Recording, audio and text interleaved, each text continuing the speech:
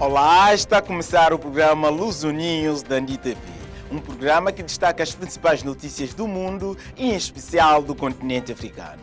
Os resultados promissores de uma vacina contra vírus HIV apresentados nesta quarta-feira durante a 21ª Conferência Internacional sobre HIV permitirão realizar os estudos em grande escala a partir deste ano. Cerca de 2,5 milhões de pessoas ainda são infectadas todos os anos no mundo com HIV, um número que permaneceu relativamente constante na última década. Um total de 252 pessoas participaram durante 18 meses de um ensaio. Todos os participantes tinham um risco muito baixo de contrair HIV. O objetivo desta fase de teste era garantir que a vacina fosse segura. O sistema imunológico reagiu bem à vacina. O ensaio se baseou em resultados significativos de 2009 e uma vacina experimental que reduziu 1/3 os riscos de contaminação de vírus na Tailândia. Para a segunda fase do ensaio, que será iniciada em novembro, os cientistas vão recrutar 5.400 homens e mulheres sul-africanos de um alto risco de entre 18 a 25 anos. Desta vez será medida a eficácia da vacina. Angola pagou 410 milhões de euros de juros da dívida pública no primeiro trimestre do ano, mais do que o déficit das contas do Estado do mesmo período.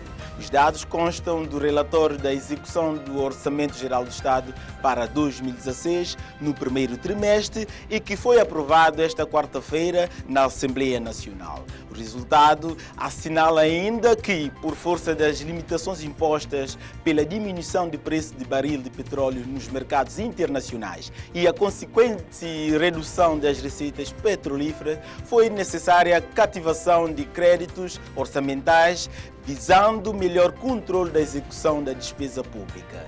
Devido aos efeitos da queda nas receitas de petróleo no primeiro semestre, o governo angolano reviu em baixa em julho algumas previsões macroeconômicas, como o crescimento da economia face a 2015, que passa dos anteriores 3,3% do PIB para 1,3%.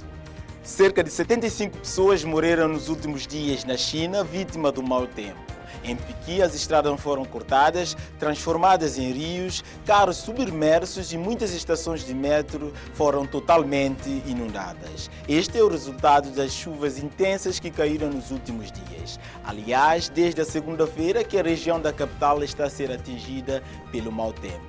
A estação meteorológica da capital chinesa aumentou o nível de alerta para laranja, o segundo mais grave numa escala de 4. Na região norte da China, os militares foram também chamados para prestar auxílios à população que ficaram isoladas por causa da chuva. Houve momento em que 123 mil pessoas foram obrigadas a fugir de casa por causa das cheias e dos deslizamentos da terra. Para já, ainda não é possível contabilizar as perdas econômicas, mas estima-se que o resultado seja alarmante.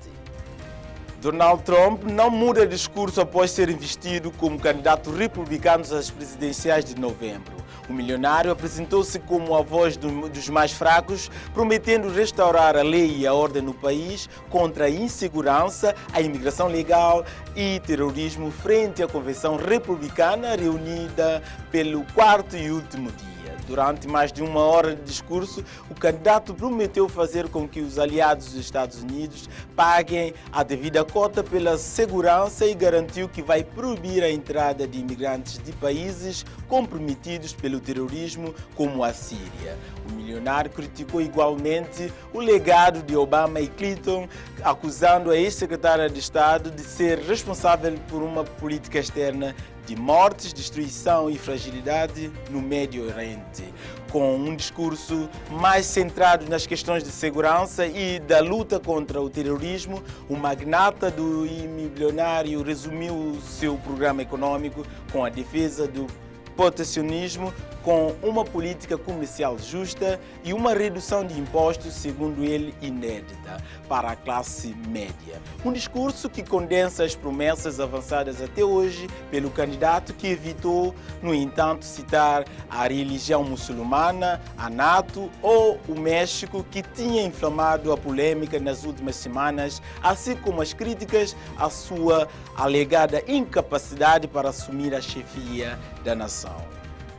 É com notícias de algumas paragens do mundo que terminamos mais uma edição do Luso News. Muito obrigado pela preferência e fique bem.